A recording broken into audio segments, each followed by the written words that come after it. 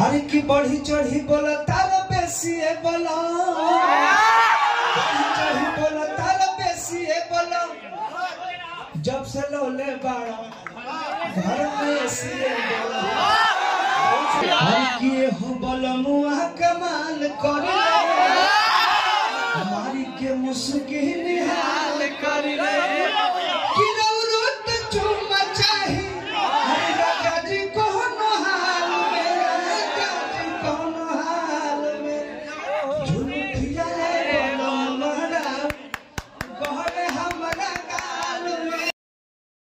प्रमोद प्रेमी यादव जी पीछे आ चुके हैं और यहाँ पर हैं। अभी हम उनका प्रेस कॉन्फ्रेंस हुआ था, पूरा रिकॉर्ड किया है। आप लोग पूरा देखिए और कैसा लगा वीडियो कमेंट करो बताइएगा। तब तक ले देखिए वीडियो, अगर वीडियो अच्छी लगी चैनल को सब्सक्राइब कीजिएगा। भाई ऐसा ना पूरा विश्वास पर गाना ही गाना उड़ा के आपको काम करके ऐसे काम करके बहुत अच्छा लगा, बहुत ज्यादा। हाँ मुझे ऐसे चलाने नहीं आ रहा है। आपको ऐसे चलाने नहीं, ऐसे नहीं है। ऐसे किसको आता है? मैम ये आपका फर्स्ट टाइम है या सेकंड टाइम सर के साथ? सर के साथ मेरा सेकंड टाइम। सेकंड टाइम जी। कैसा लग रहा है काम करके सर? बहुत अच्छा लगा और बता नहीं सकती मैं कितना खुश हूँ सर। जी मैम जी बहुत अच्छा लगा, गाना भी बहुत प्यारा है और आप लोग देखिएगा जरूर, रील्स सब लोग जरूर बनाइएगा। बिल्कुल। सवाल आपसे आने वाले गाने के बारे में।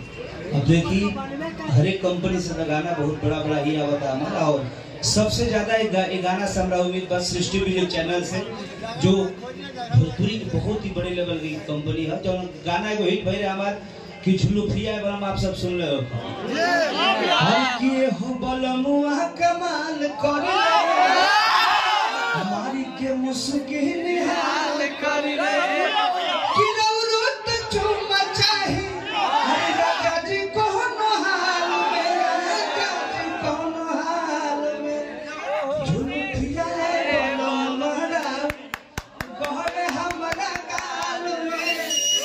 गाना के आप सब बहुत रील बनल रहे, बहुत प्यार दिले रही, वही तरह सृष्टि म्यूजिक चैनल के गाना के आप सब बहुत सारा प्यार से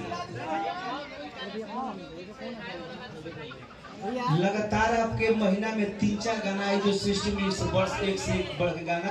और कंपनी के वीडियो डायरेक्टर ब्रिज झा बाबा और रंजीत भैया डीओपी डायरेक्टर मान ली, और राजू भैया के देख रेख में सारा काम हो रहा है। और सृष्टि म्यूजिक से मेरे भैया आए हैं, भैया को भी दिल से धन्यवाद।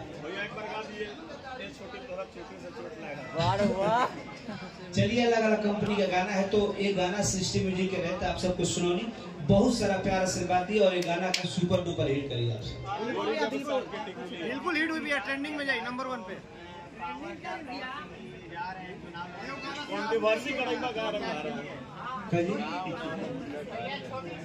भैया एसी पे कहाँ गाना निकलता है, पंखा पे कहाँ निकलता है? देखिए वो गाना बहुत पहले हमारा ही रहे, हर किए छोटी